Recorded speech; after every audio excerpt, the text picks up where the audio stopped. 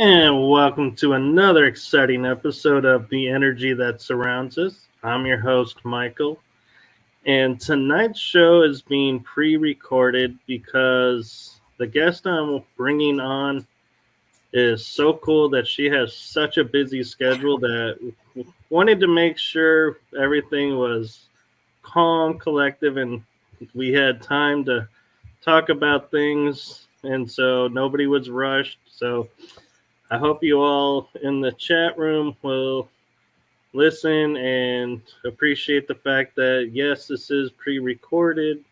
So with that being said, I am going to introduce a guest to you all who has a story that I am very interested in hearing about, and I'm sure you all will as well. So without further ado, I give you Karin Wilkinson. Hi, Michael. How are you today?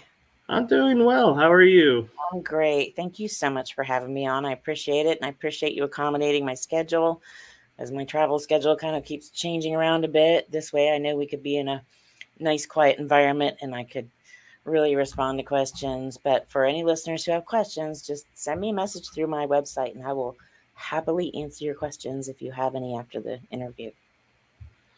Thank you for that. And so for those who obviously we can see, you being an author and that you wrote a book about a stolen seed, evil harvest. Would you mind giving people a little bit of background of who and what you talk about? Because then they might understand a little bit more of the interesting aspect that I was mentioning. Yeah, sure. So the book is Stolen Seed, Evil Harvest, and it is the account of my lifetime of abductions being taken by non-human, what people will call alien entities. And it chronicles the different things that happened from my earliest memories of being taken, which are my earliest memories in life, to up until about 7 or 8 years ago when I was finally able to stop it from happening, and the myriad of things that happened in between there, and who and what I believe these things are, and what they want. So it's definitely been an interesting journey, not something I expected to write, but I was in touch with L.A. Marzulli, excuse me, and shared my story first with him. And that became the center point for his fourth movie in the Alien series that he's on, the UFO series he did called On Alien Abductions. And after that, it inspired just so many conversations with people that inspired me to write the rest of the story and more of the story of my lifetime of experiences. And it's been a really incredible opportunity just to meet with people, talk with people, share with people, and to be able to start a conversation around the whole alien abduction thing, because it's been put in such a negative light. You're crazy, you're delusional, you're this, you're that, if you dare bring something like this up. And what we're trying to do is say, hey, this is real. It happens to so many people all the time. Your friends, your neighbors, you don't know who, because no one will talk about it, but it happens to more people than you would think. And talk about fun stuff of life. That was me hitting my mouse. Oh dear. I heard you say, and it piqued my interest when you said, and I'm sure people would love to hear how you managed this, but when you said you managed to stop the abductions from happening. Yes. What did you go through and how did you do that for people who are experiencing this? Right. It came down to my faith and my understanding of who they were, who I am, and who both of us were created by. And I had found my faith when I was in my late teens, early 20s, and really fallen away from that and didn't really understand what it meant to have that understanding and that faith. But it didn't mean I had to be a certain kind of person or go to a very specific kind of church. It meant that I had to have a faith and an understanding and a choice for me. And it's not a choice I make for anyone else. Everyone has to make their own individual choice in that matter. And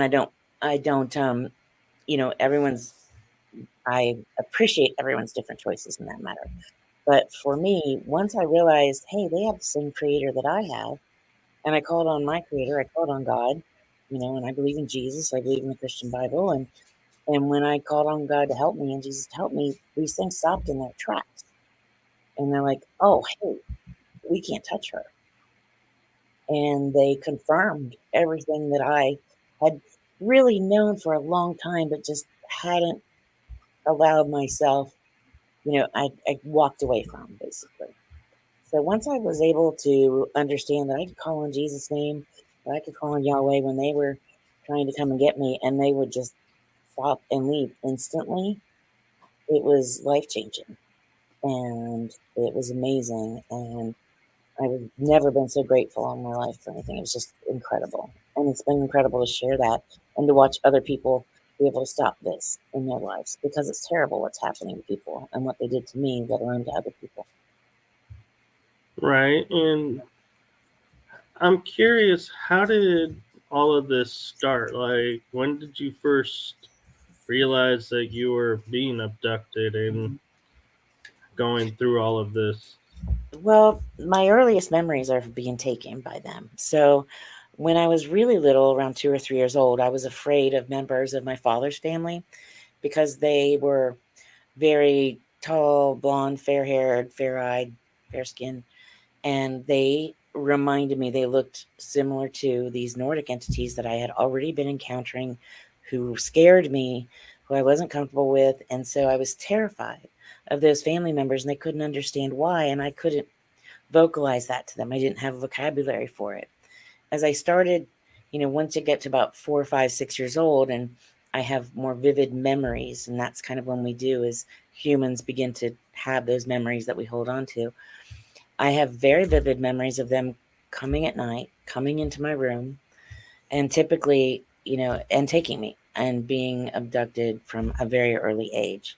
And typically, it would just be an a night when any night, didn't matter if someone else was in the room with me or not.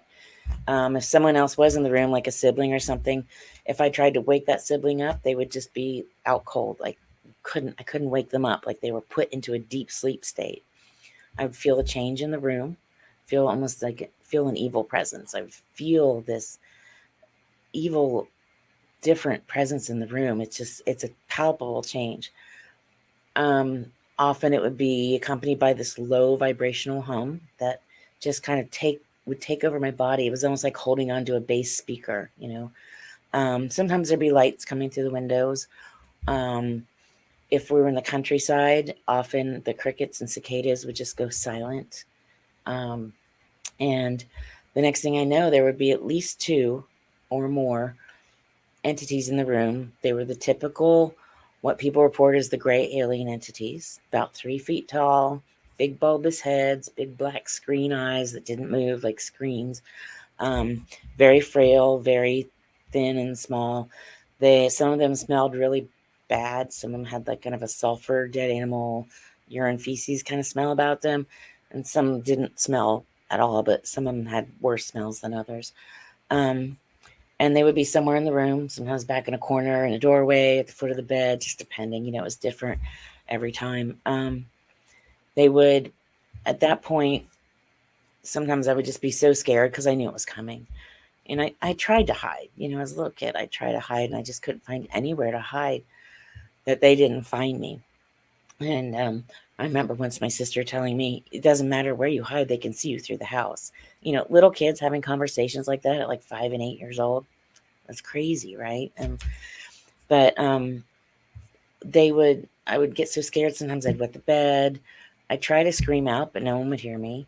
They would put me into a state of paralysis where I couldn't move my body. I couldn't scream out, and levitate me off the bed in and out. At that point, I would go through a ceiling or through a window, or maybe down a hall and through another window. And I know it sounds crazy, but it's, these entities can manipulate space, time, energy, and matter in ways that doesn't make sense to us. More and more it is, as more and more of our technology is increasing and improving. But so I would see details in the ceiling, like little, marks on the ceiling or the wallpaper at my grandma's house where it would get a little bit brown and curled on the edges, or bugs in a light, or the details in the screen of the window where, all the little squares weren't even, and some were broken and some were bent, things like that. And that vibration feeling, that bass kind of feeling would get really strong as I was going through. Often at that point, I would be put into a sleep state. Things would go black. And sometimes I would wake up on like a metal steel table, like a exam table, with different kinds of entities around me. Taller, different grays, the grays that would do whatever they took me to do that particular time. Those grays were different than the little ones. These grays are taller, they're more robust. They had faces and facial expressions that moved, like their eyes moved. Their eyes were still very black, but they moved. And their like foreheads would, move. And they had they didn't all look the same, just the way we don't all look the same. They had differences about them. And they'd be the ones doing like examinations, invasive things, sticking needles in me, or doing I don't know what, because they never stopped to tell me what the things were they were doing. But as a little kid, it was terrifying. And I was trying to tell people what was happening to me, but we didn't have vocabulary for it then. There weren't UFO shows and podcasts and movies and books and things that I could reference. Little kids nowadays have UFO toys and things like that. We didn't have anything like that. And so I didn't know how to say what was happening to me, but I was trying, and they warned me that if I spoke, that they would hurt my family. And they showed me a screen memory of them beheading my family in front of me. And I write a lot more about that in the book. But it just, I was just a little kid. And it was one of the most horrifying experiences of my life. And I was probably only 5 or 6 years old when that happened. I guess probably 6. Because then after that, I think I kind of gave up a little bit. And they found me in the school bathroom, huddled in the corner, just rocking, holding my knees. And they had to call my mom to come get me. I wouldn't speak. I wouldn't move. I wouldn't get out of the stall. And she came and got me and took me to the doctor. And I was trying to talk about the ones who got me, the ones who touched me. They were doing stuff to me.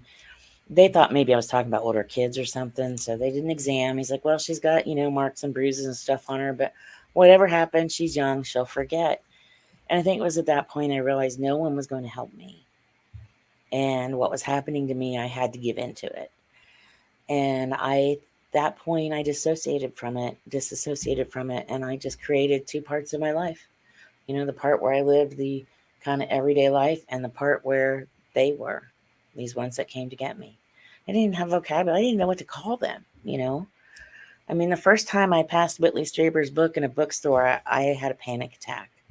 I mean, I thought they were going to take me to the hospital. I really thought I was going to have a heart attack. That's how horrible it was to know that someone else drew a picture of what these things look like. Because I couldn't watch UFO shows. I can't read UFO books. None of that. That stuff is just not something I could do because it was just so traumatic my whole life. So that's kind of the beginning. I know that's a long answer to your question. Sorry, but interrupt me if you want to ask a question. I'm sorry. No, you're doing great, and I appreciate the information. And one question I had is when you say they showed you, like, the beheading of your family and threatening you, was that the Greys or the Nordics or the tall Greys? Yeah, Who was the they? that's a good question. The thing about the they, when I put them, I'm kind of lumping them all together. When I was taken, and I was taken to these underground facilities, we would get in these elevators that just went down and down, and it was always cold. And then we'd get in these elevators, and I called them the sideways elevators because they would go side to side or up at an angle or down at an angle.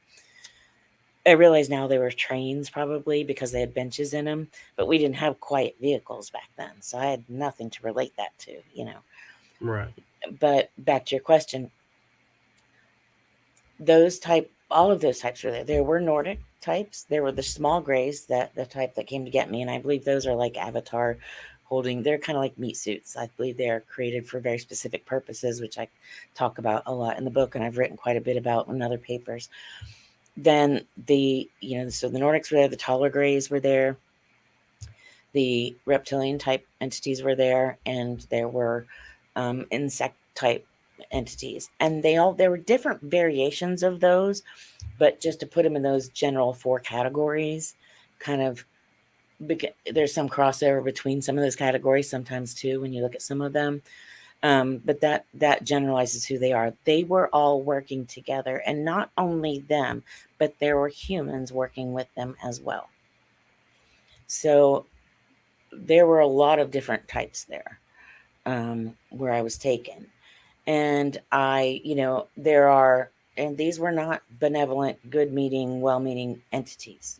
What they were doing was evil, was wrong, was bad. I have a lifetime of just torture at their hands and watching other people and animals be tortured at their behest. Not to say that there aren't good beings, because there are.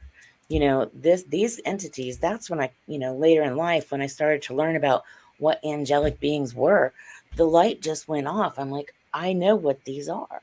They're because there are good ones and bad ones. And I've had interactions with beautiful, wonderful, benevolent angelic beings too. So both types exist. Benevolent, the good ones, the ones that are still working for the good, working for God, and then there are the fallen. And that's the type that were abducting me and taking me from early childhood on throughout the rest of my life. And I find it interesting because in all of my research into the races and the beings, I've never really come across Nordics being described as the ones who would go and abduct and do experiments on people. I've always heard them Really? as being the benevolence. I've And talked so it's interesting how you bring that up because the other fact of that is, looking into the reptilians and seeing that, yes, the reptilians are bad, but there are some good. And so there's the good and the bad factions in each. And so I appreciate you bringing that up and sharing that because I think a lot of people view, unfortunately, the races as like reptilian, bad. Um, the Andromedans, good. And they just group them all together and they don't realize that there's factions, just like ex- we have factions. exactly. That is such a good point. And it's a point that really needs to get out there, because you put yourself in danger if you decide, well, all Nordics are good and all reptilians are bad, or what have you, because God created all these creatures, and we know, that a third of them from certain perspectives fell. And the thing is, when you are encountering a benevolent versus a malevolent entity, and these entities are far advanced of us, far more superior intellectually and with abilities that we don't understand, and they're interdimensional on top of it. They're so farther ahead of us. When you encounter one and you're trying to figure out, is this a good one or a bad one? Do you think the bad guys are going to tell you they're the bad guys? I mean, that's like if someone's coming up to steal your purse or your wallet or carjack you. They don't walk around with a T-shirt that says, "Hey, I'm a carjacker," or "Hey, I'm stealing everyone's wallets to line up." It doesn't work that way. These things are deceptive, and that's just the nature of it. So, to be able to discern the good from the evil, we don't have that capability in us. And for one of these entities to come and say, it's okay, I'm a good guy, I'm not here to hurt you. Well, I'm sorry, you just kidnapped me. I'm 6 years old. I'm terrified. You've left burn marks and permanent markings and permanent implants in my body and the bodies of my friends. And I put pictures in my book of that. It just doesn't make sense. If you go kidnap your neighbor's kid, you're going to jail. Not to mention that child's going to be traumatized. So, yeah, not to mention too, if you're benevolent, you're not going to sit there and say to someone, "I'm the benevolent one." You kind of just let your actions speak for themselves. And thank you. Right? If they're so good, why can't they come and give us the cures for diseases that are terminal and just come sit down and share information and talk with us in a pleasant way? Because it doesn't have to be done through channeling. It doesn't have to be done through astral projection. It doesn't have to be done through all this.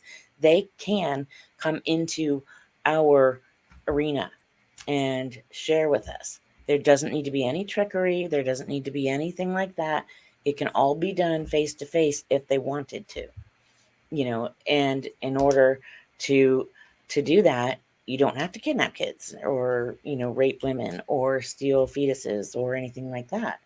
The number of people I talk to every day, Michael, who have been through these horrible traumatic experiences at the hands of some of these entities, it's staggering. And some people's lives are just destroyed because of it.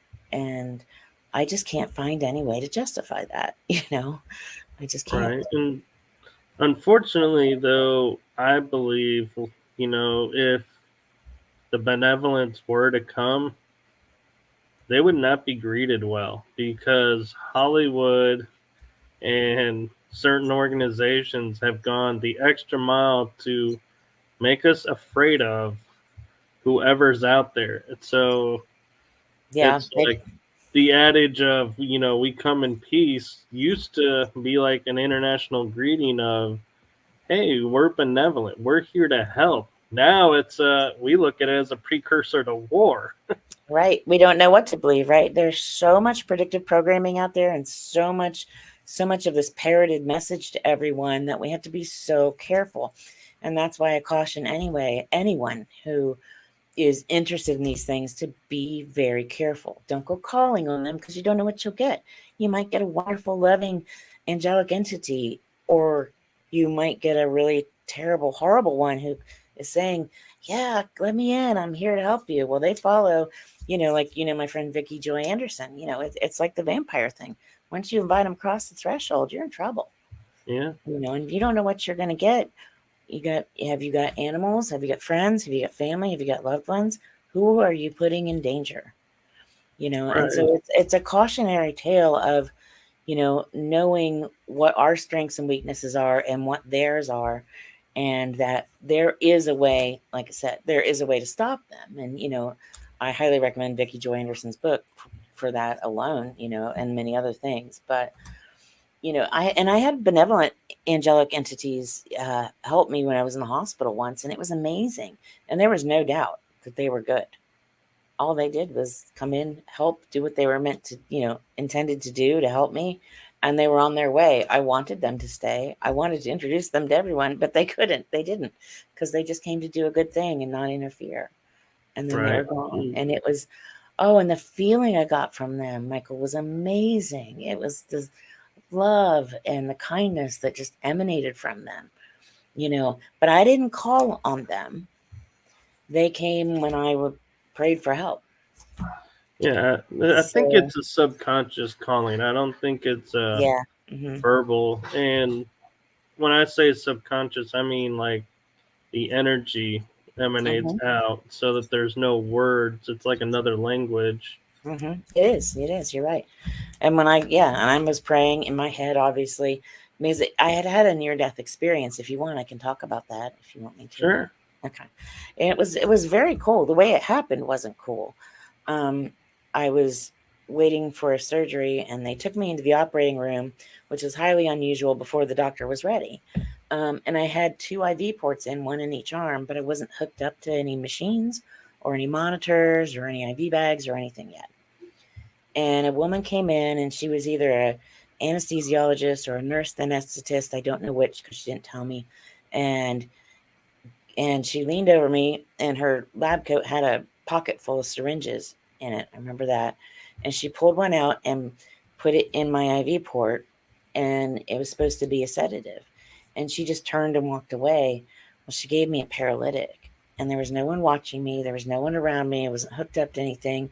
Yes, I know paralytics are commonly used during surgery, but that's when you're intubated, when you have machines breathing for you. There are people watching you and, keeping you going when you can't breathe for yourself. So at that point, I was just alone. I died on the table until the nurses saw me. Nurses found me, and not too long later, but I left my body. I remember laying there going, "Oh, help me," in my head, "God, please help me."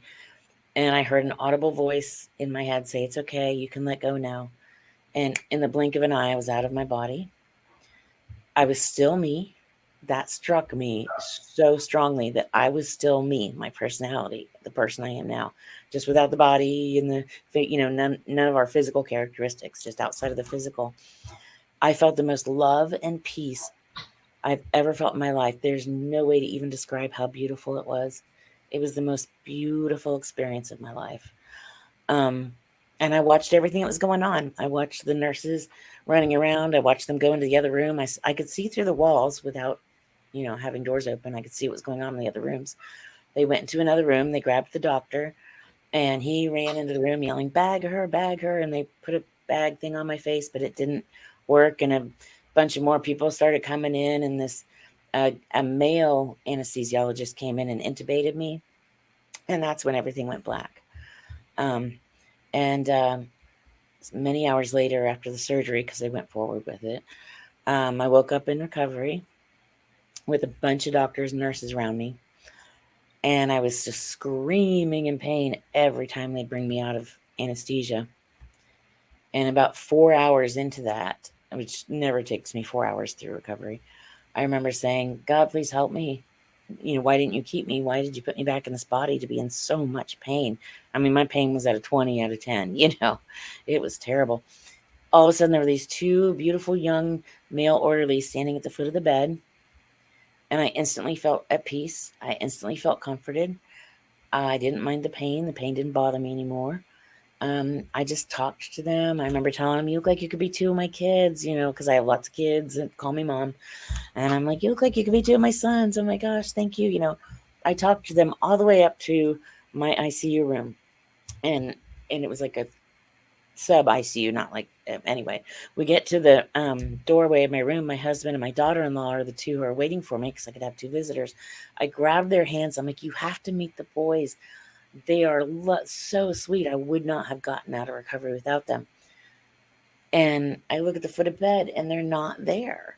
And sorry. And so they're like, "Who are you talking about? What are you talking about?" And all of a sudden, they're not there. I look at the other nurse and the orderly, and I'm like, "What happened to the boys that were with me?" And she's like, "Honey, I don't know what you're talking about." And I'm like, "They were with us in the elevator down the hall. They were with us in recovery. They had no idea who I was talking about." She's like, "I wondered who you were talking to," like I was crazy. They were there. They were wearing scrubs. I realized, thinking about it, oh, they didn't have badges. That's interesting. And they both looked similar to each other, but not identical. And nobody else saw them but me. And they were just gone. But I mean, it still makes me smile so big to think about how wonderful they were to me. They didn't interfere in any way. They just helped me. It was so amazing. And you could tell they were beings of light, because I felt it, I felt it. It was amazing. So that was my near-death / angelic experience, which was such a beautiful experience. I did have a lot of PTSD after that, though, and I went to PTSD therapy for it. And that's why I was able to start dealing with the lifetime of the abductions that I experienced. And that's what led me to meet L.A. Marzulli. So. Okay, yeah, and it's interesting that while you were telling your story about the kids, I had to scratch my head because I was starting to like tingle, and I was like, is that an itch or what? And Oh, then I had pop in my head and go, they weren't there. yeah. And it was like I was picking up the Well, you those have things angels were around you right not now. That's there. amazing. I love it. You got the angels touching you. I love that. That's wonderful. Ooh, now I got goosebumps. I'm wondering, not to go back too far, but Mhm. I'm curious of all the times that you can recall being abducted and taken. Was it always the Greys that would grab you and pick you up, or was it sometimes some of the other beings would come and say, "Okay, we're here to Mhm. take you off"? Right. The memories that I have are only of the Greys showing up. That doesn't mean that there weren't ever other ones around or maybe that came, but I have no vivid memories that I can recall right now of anything other than in my room, the only ones I ever saw were the Greys. Now, once if I was somewhere else, like outside, I'm trying to think if there was ever that's a really good question. I'm gonna have to think about that. But as far as at night and when they would come for me, it was always the short Greys. Um, yeah.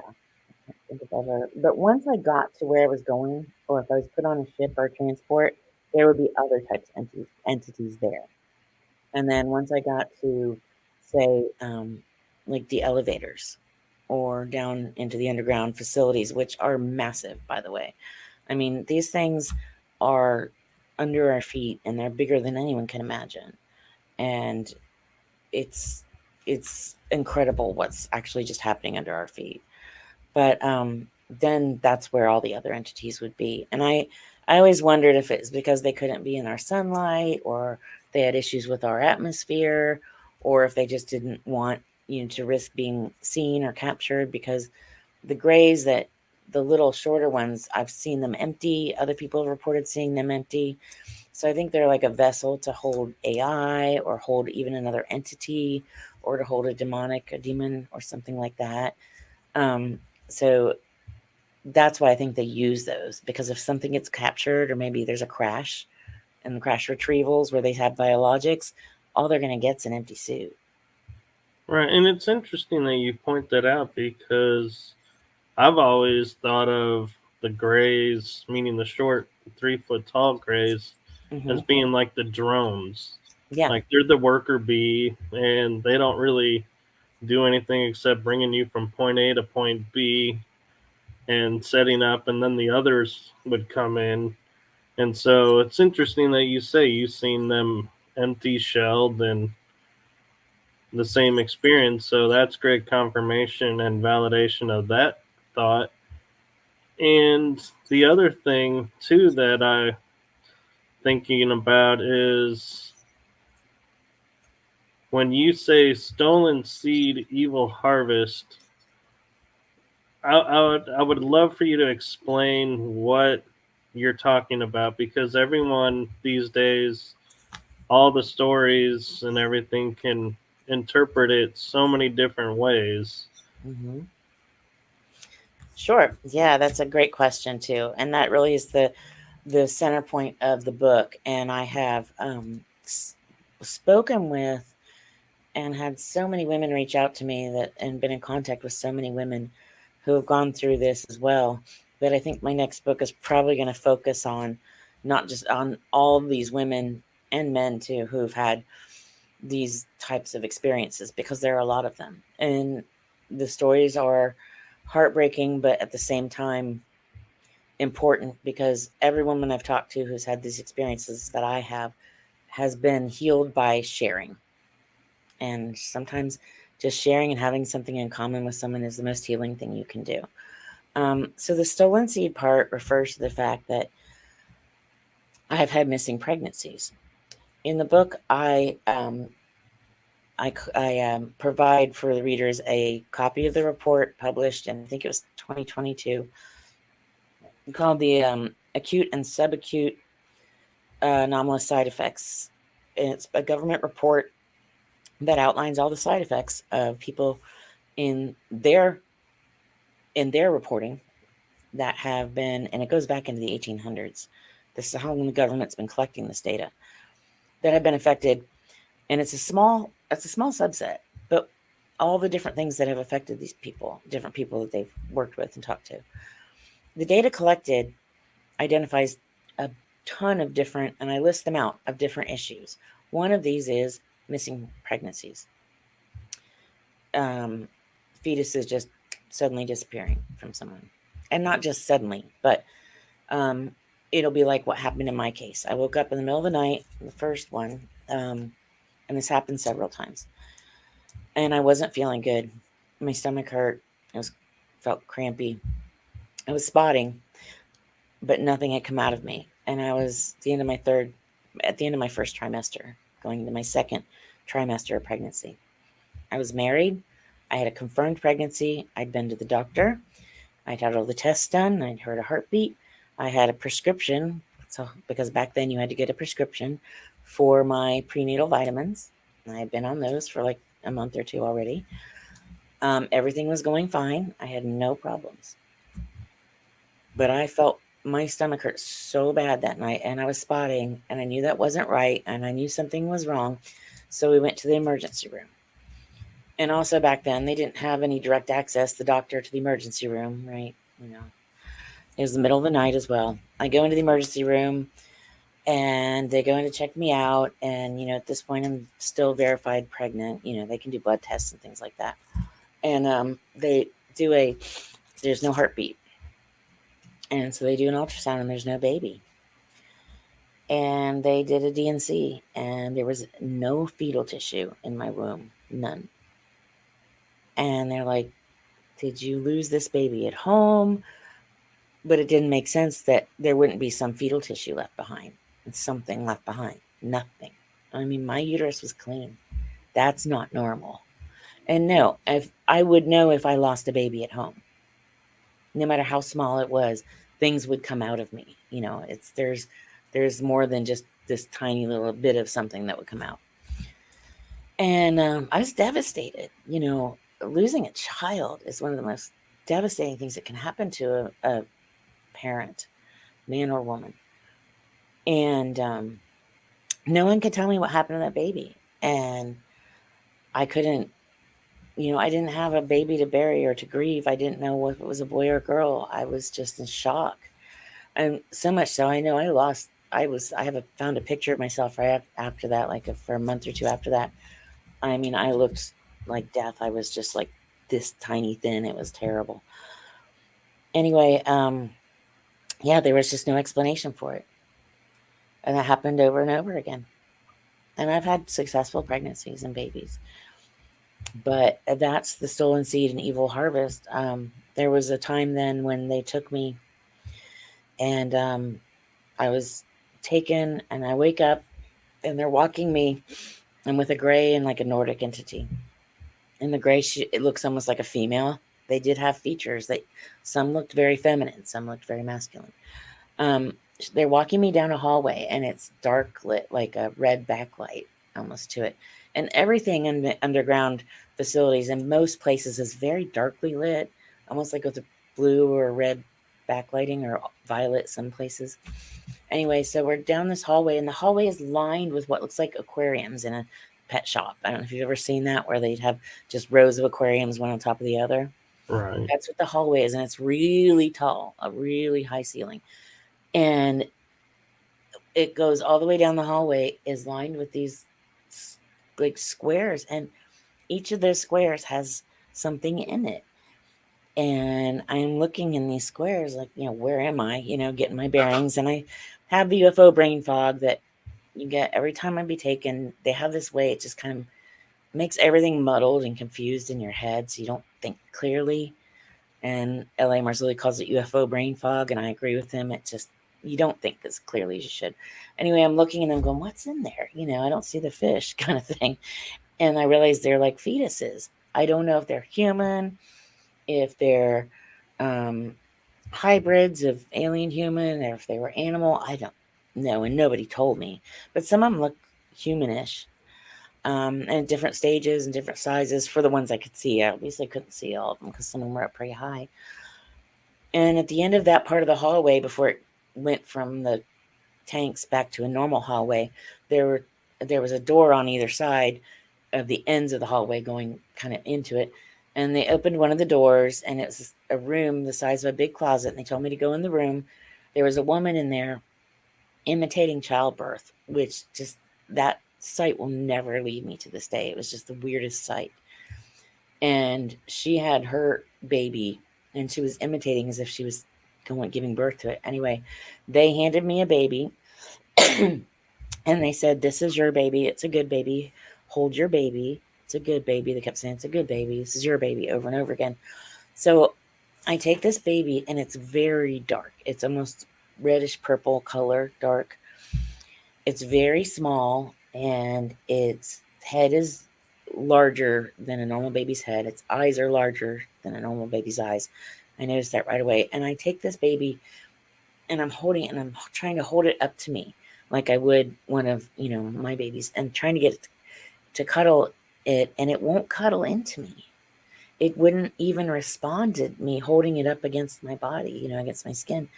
And I kept looking at it and trying to hold it, and I was getting really upset because the baby wouldn't respond to me. But it was my baby, and I knew it was my baby, so I'm like, well, what's wrong with my baby? I got very upset, and they're like, it's a good baby, it's fine, you're fine. At that point, I was getting very upset, and I wanted my baby. I'm like, I'm taking my baby home. They're like, no. They turned me off, put me back to a sleep state. Everything goes black, and I wake up in my bed, and I'm just hysterical because I just had my baby in my arms, and I want it back. Even if it wasn't human, I still wanted a chance to try to take care of that baby. So that's the first time I saw one of them. And then again, I see them later. But so that's where the evil harvest part comes in. I'm wondering, and it's kind of ironic because you use the term, not wanting to sound crazy. And being the host, it's like, yeah, I'm about to go there myself. It's okay. But when you're describing, all of this, I'm wondering if one, the baby was taken because, yes, it was a hybrid and it needed a different environment to become full term. Mm-hmm. But then I also have to wonder, was this because, you mentioned seeing humans there, if this was one of the secret programs that, because I've heard of programs that the government, and when I say government, I don't mean like the government we see. I'm talking about a clandestine government where they take infants and breed them for specific uses. And so if you were a part of that, Yeah. It could easily have been that, they didn't give me any specifics except to say, "This is your baby, hold your baby." I could tell it wasn't fully human. It definitely didn't respond to me the way my human babies responded to me. As a mother, I didn't care. I just wanted it, and I wanted to love it. It did not seem to have any capacity to want to love me back. And yeah, there were humans there. I mean, there were humans working side by side with these things. There were humans, and I was not allowed to talk to the humans, and they weren't supposed to talk to me. And they utilized me and other abductees to show the humans, the people working there, what would happen to them if they did speak. I heard them saying things like, "You don't want this to happen to your daughter, to your wife, to your friends, to your family, blah, blah, blah." And it bothered me for the longest time until, I was mature enough to realize, A, how protective I am of my own family and friends and loved ones and everyone. And B, that I figured these people who had these jobs, either they lived there full time or they got a job and they got this great clearance and they got signed an NDA and someone saying, "You're going to do this wonderful job because you're so smart. We love you. We picked you for this job." And so excited to do it. And then you get into it. And once you're in it, you can't get out of it. You're stuck. You know, right. I mean, think about how easy it would be to get someone into that program and they're just stuck in there. So I feel bad for those people that were working there too. But we live in a world where children are disposable. They use children are bought and sold like cattle, like a commodity. Um, and it's terrible, but it's true. And I was taken from such a young age, and I was groomed and programmed to be part of, this whole thing that I was in my whole life, so that I wouldn't speak about it, so that my brain was just trained to go on with the life and not ever bring it up, except every now and then in a hushed circle. And then I'm like looking all around going, someone's going to see or hear me. Yeah. And that's no way to live. But it's not just me. If I was the only person talking about this, I could see someone going, okay, you're crazy. But I'm not. It's not just me. It's thousands and thousands and thousands of people who have experienced this exact same thing. You wouldn't believe it if I told you how many people have said to me, I could have written the exact same thing. That exactly mirrors what happened to me. Except for those of us, our details of our lives are different, but the things that happen to us, it's happened to so many people. And the fact that our government has spent decades convincing the country and the people of the world that this is the stuff of conspiracy theories and you're crazy if you talk about it, you know, it just serves to make their cover up even more complete and make those of Right. us who try to come forward look crazy. But we're not crazy. What happened is real. We have the proof. We have the proof on our bodies. We have the proof taken from our bodies. And we have the proof in here. And we know things that there's no other way I could know those things if this didn't happen to me. It's just that simple. Our stories all line up. Before we meet each other, like for L.A. Marzulli, he interviewed 4 people we had never met. Our stories lined up perfectly. And then when we met in person and we met via Zoom, oh, it was the most incredible thing, because finally there were people with these things in common, and who I knew wouldn't judge me and would believe me. People like you, obviously, there are good people out there who will listen and who believe, um, and are there for people. But there's um, there's a lot of skeptics out there, and a lot of people whose only job is to try to make good people sound crazy, and that's sad. Right. And in full transparency, the reason I'm aware of some of these things and why I put together the correlations like I have been is because I'm finding out in my series Writing Through the Unknown that I was a part of the secret space programs and a part of Oh, some clandestine things. And so as you're talking, it's like, yes, I can put together and say, that sounds like this sounds like this. oh, I'm sorry to Okay. hear. And so, and part of that too, though, also is I'm curious when you say, you met your kids when they were older. Mhm. I'm wondering, did they come looking more human-esque, or did they come in their natural forms, and Right. what was it like? Yeah, that's a good question. And I write about that in the book. I talk about it in L.A. Marzulli's movie in a little bit more depth. But it happened one night. I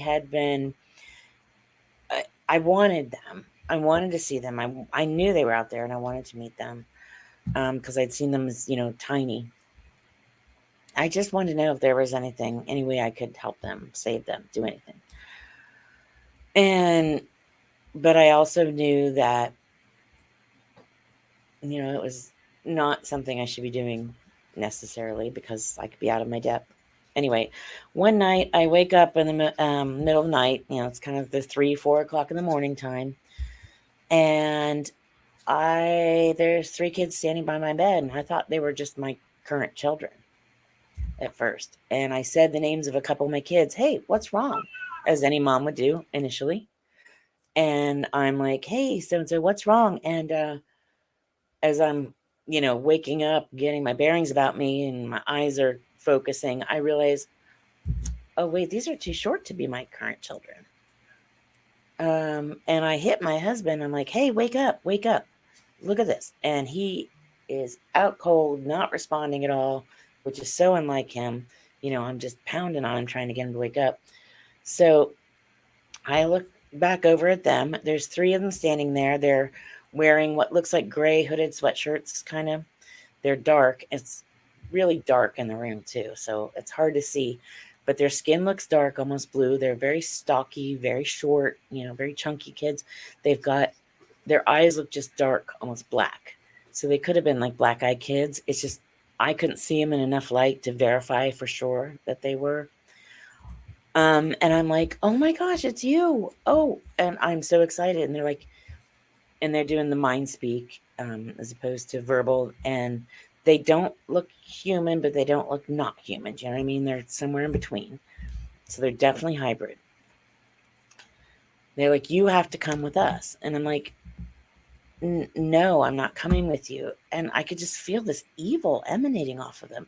It was like they were mad at me, like they were angry with me. And the evil feeling in the room was palpable. You could cut it with a knife. It was just so dense. And the fear and the evil, it was like looking at a rattlesnake about to strike. And you and I know that being in Texas, that's a real thing. And I look at him, I'm like, no, I can't go with you. What's wrong? And they just kept saying, you have to come with us. You have to come with us. And I'm like, I can't go with you. No. And they just were I could tell they were just getting more and more angry with me. And I said, no, in Jesus' name, I'm not going. And, it's just such a habit at that point for me to say that and to because I knew, whenever I would be approached by them at night, not these guys, but by grays or anything like that I could call Jesus and they would be gone. And so I'm like, no, in Jesus' name, no, I'm not going with you. The second I said that, they were gone. And as soon as they were gone, my husband just sits straight up in bed and he's like, what? And I'm like, whoa, why couldn't you have woken up, 5 minutes ago when they showed up? But, that's how it works. People get put into this just sleep state where they don't do nothing. They're like dead to the world kind of sleep. And they were gone. And I knew that I was so grateful for that opportunity because I got to see them. But I also knew that they didn't love me. They had no love for me. They showed no love. They showed no compassion, no kindness. They weren't happy to see me. They just were there to get me. And they looked enough like my other kids. I could see resemblance. I could see myself in them. But I knew without a shadow of a doubt that there was nothing for me with them. And they didn't want anything to do with me. They were just working for part of that bigger program. And they were not benevolent. They were not kind. They were not loving. And I have been blessed with amazing children and adopted children and kids who call me mom. And I'm so grateful for that. And I'm grateful that I got closure. But it was scary. It was very scary.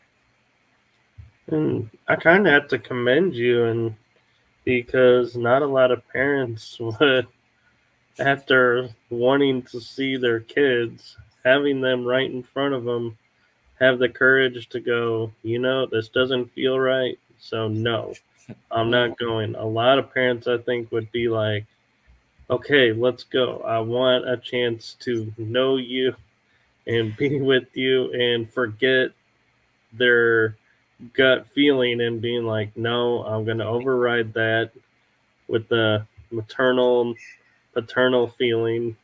Yeah. Well, and it's not that maternal feeling wasn't there, because it really was. And I was so excited to see them. But the evil feeling was overpowering and overwhelming. And I'd already had so much understanding of being able to stop the bad things from happening, that had they been good beings, me calling out the name of Jesus wouldn't have hurt them at all. They would have stayed.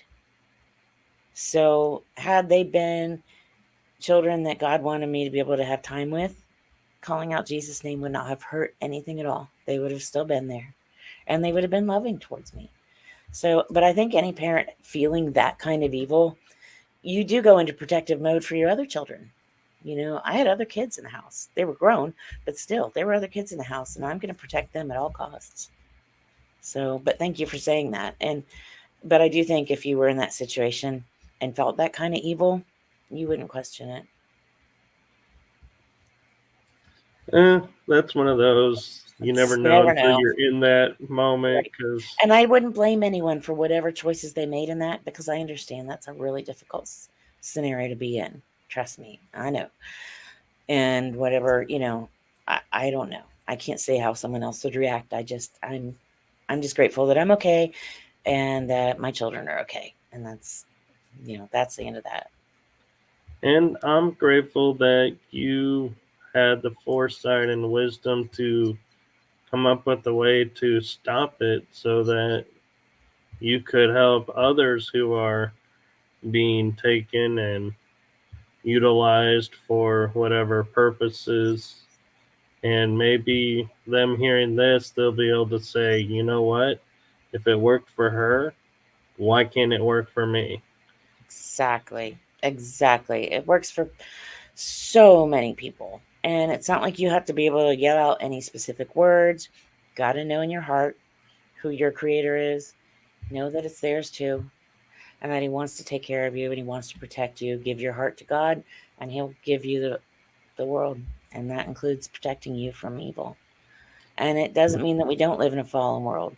And it doesn't mean that bad things don't happen to good people. And there's no, you don't get born and get this guarantee that you're going to have this wonderful, happy, beautiful life. It's not how it works. But there are ways that you can stop things like that from happening. And I'm just grateful that I can share that too. And that's all God. I didn't just stumble on that. I was blessed with being able to find my way back to my faith. And having that has meant everything to me. And so now I just want to spend my time helping anyone I can. Right. And I have a question that's going to sound odd, and I'll explain in a little bit why I'm asking. But I'm curious if your mom, dad, or anyone in your family was in the military. Oh, yeah, we have military family members. We have members of the Masons, the Freemasons. My grandfather's a high level Mason. My parents were in the Masons. They put me in Rainbow Girls when I was young. So there's all kinds of different, yeah. And there was even members who weren't actually members of the family, but one of my aunts had a boyfriend. We called him Uncle Eddie. That wasn't his real name. Who visited her often, and there are some stories I can't share here today with you, but maybe another time that she told that were really crazy. So there's a lot. Yeah, there's a lot in my history in the background. And I'm So, O negative, which is also typical for those of us who are taken and who are used in breeding programs. yeah. So the reason I asked about the military is in talking with a lot of my guests on writing through the unknown who have been in the secret space program, super soldier programs, there's always a connection of it seems like someone in the military. And so I was curious to see if that's why you were chosen as well as you had that connection. And I had to say I was surprised when you mentioned the uh, Mason, the Freemason aspect, not the Mason. I don't want to confuse people, but the Mhm. Freemasons. And I was like, wow, I wasn't expecting that organization to come up. It comes up a lot. Most of us have that in our family, actually. Of all the people I've talked to, it is probably one of the two most common things I could run across are the O negative blood and the Masons in the family. So I'm curious too, now that you have had these experiences, and I know you say you stopped them from abducting you, but have you ever been like in public or somewhere and all of a sudden you're like, oh my God, they're here? And Hmm. you can feel them around. And Yeah. Yes, I have. I absolutely have had that happen more times than I can count. And there have been times I have several friends, good friends in my network that I reach out to when that happens. And I'll be like, oh, they're outside or they're here, or when I'm in a public place, they're here. I can feel them. I can, it sounds weird, but I can feel it. It's like an eighth sense, it's the same way we can touch something that I know when they're there. I just, I know it's an indescribable feeling. I wish I could describe it, but when they're there, it's a very distinct feeling, and I know when they're close by. So I'm curious if when you feel that and you notice like you may be in a room of two people and you know they're not there for you, do you try to intervene and help the other person by warning them, or do you say, you know what, I'm not going to risk, incurring their wrath? Oh, I And would always help. Yeah. I haven't been in a situation where I knew someone was about to be directly taken and I was there, that I wasn't put to like sleep before it happened. You know what I mean? Because I have been in situations in the past where other people were with me, and then I'm I'm put into that sleep state, and so were they. Um, but no, I haven't been in that scenario where I was certain they were coming and they were going to take someone else, like who was in the room. But if I was, I would grab that person and I would start praying, and I would not stop until these entities were gone. And I would do it. I'm not worried about the risk of that because I'm protected by a higher power. So I have no fear from them. I have no fear of them. I'm not going to call on them. I'm not going to tempt fate. But I know if they come at me, then I am protected. right, and I think it's worth noting that from my experience and from those that I've talked with, when the fear of them is taken away and we start to stand in our own power, the weaker they get and they'll leave you alone and they'll stop coming around. And I'm Right. wondering if you find that as well with your group and everything, that when everyone starts standing up for themselves and standing in their power and loses the fear, the less occurrences they have. Yeah, when for me, I stand in God's power. I don't have any power, but the power is God through me and within me. And so when I stand in that power, absolutely, they're not going to touch me. And yeah, it changes everything. And for everyone else I've spoken with who's in that scenario, yes, it is the same way. It's not that they haven't tried to come back. It's not that I don't still have panic attacks or get upset about them when I feel them around. But I know I don't have to be afraid of them anymore. I know they can't take me anymore. And the longer I stand in that strength and God's strength, the less frequent their attempts are at taking me. And because they know that if they show up, I'm calling on their creator, who's also my creator, who's looking out for me, and they can't do anything about it, and they know it. And so they'll try to trick me, they'll try to get, find other ways around, but it doesn't work. Yeah.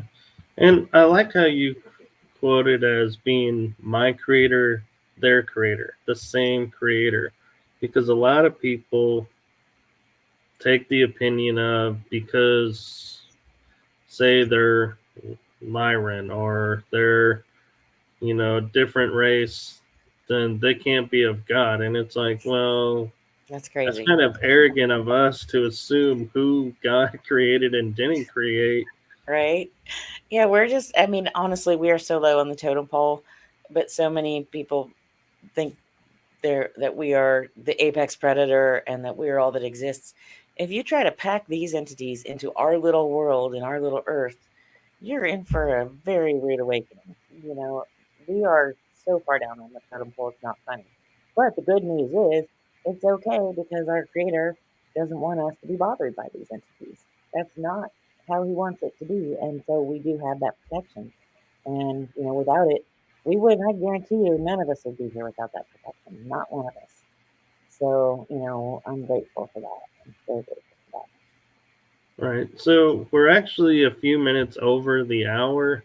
Yes. So where can people find you? I know you mentioned your website. You can go to there. Do you want Right. to post that out? Yeah, I will. Or I'll share all that. I'll give you all that for the show notes. And you should have it in what I sent you today. If you need anything, you know how to find me, and so we can share it. And I'll share it with your interview too when we share it across social media. You can find the book Stolen Seed, Evil Harvest exclusively only at lamarzulli.net. That's LAMARZULLI.net. lamarzulli.net. Go to that store tab on there. You can find a link to that on my website, which is KarinWilkinsonAuthor.com. So all one word, KarinWilkinsonAuthor.com. You can find me on Facebook and Instagram under my name, Karin Wilkinson on Facebook, Karin Wilkinson Author on Instagram. And all of those have links to all the others. So if you find one, you can find all the others. If you want to get a hold of me, please don't hesitate. The easiest way, I get a lot of messages through Facebook and Instagram. I don't often get back to those as quickly as I'd like because I get so much garbage in between the real messages. If you want to reach out to me, please do so through my website. I have a contact page on there, and that will come directly to my mail, and I'll know that it's a legitimate message. And I will get back to you. It may not be as quickly as I want to, depending on how many messages I'm going through and what's going on, but I will get back to you. I do get through all the messages. And if you want me to get back to you and you ask, that we can get back to each other, I will. So please reach out to me through my website if you have any questions, comments, or you just want to share something, and just know you're not alone. I think that's the most important thing, that it's okay. This has happened to so many people. You're not alone.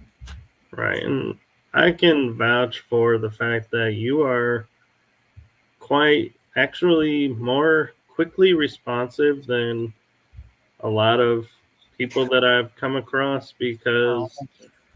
I was like, I remember writing a message and it was like within like maybe even less than a day, I was like getting dinged and I'm like, oh, hey, she's responded Oh, twice. well, I It's, appreciate it, and I appreciate everyone who reaches out to me. Everyone who reaches out to me, I appreciate so much. And just to be on shows like yours, I appreciate it so much. Just the opportunity to share this means the world to me, and I have so much respect for you and the work that you're doing. Thank you. It really means a lot. So thank you for your kind words. I appreciate it. well, thank you for that. And before we go, I'm curious, is there any pearls of wisdom that you want to leave people with before we go? You know, that's a really good question. The only thing I really want to leave people with is you're not alone. If something like this is happening to you, you're not crazy. It's okay. You can stop it. There are people you can reach out to, people like Michael here, people like me. There are websites. There are all kinds of resources popping up everywhere. So, the biggest thing is don't give up. You're not alone. There are answers, there are options, and you can be free of things like this if you want to. It's your choice, no one else's but yours. Okay, and I appreciate that, and that was beautiful. And Thank you. while you were doing that, I was thinking, I like to, I'm starting to end shows with like asking an obscure question. And I was thinking while you were talking about that, going, what could I ask? And then it dinged in my head that you mentioned, yeah, you're in Texas as well. So my question, if you're up for it, is barbecue. Who Oh. makes the best barbecue and why? Oh, that's such a good question. There's so much good barbecue out there, and so many old standbys that have been around Austin forever. I have to give it to Rudy's. I know everyone's like, what? No, because it's one of the first that I ever had here in Austin. I loved that it was out of the back of a gas station back then. It wasn't a big chain, and it was the best barbecue. Rudy's and County Line were my first two barbecue establishments. So anyone that smokes a brisket like that, You got my heart.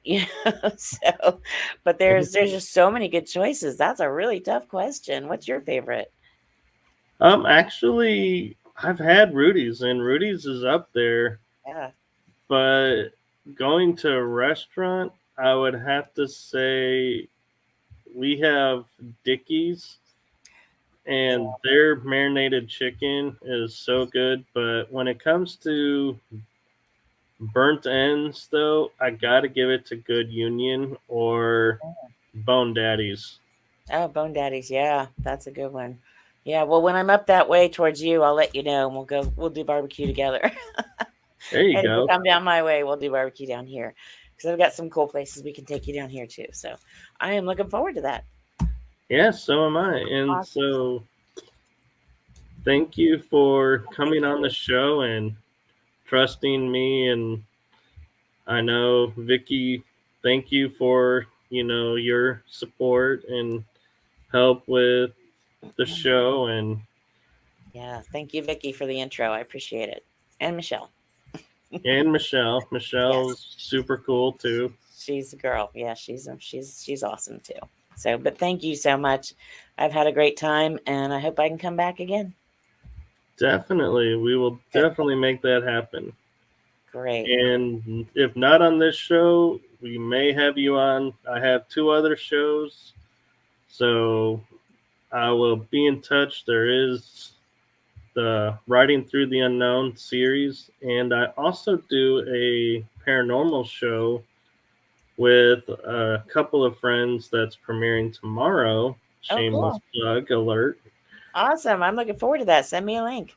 Yes, it's called Paranormal Versus. We're going into season 2, and it will air tomorrow. Go live at 3 o'clock. And Kel Ridley and Matt Atkinson are in the UK, and I'm the lonely one representing the USA. So, you know, got that Texas pride, being the lone standard. All right.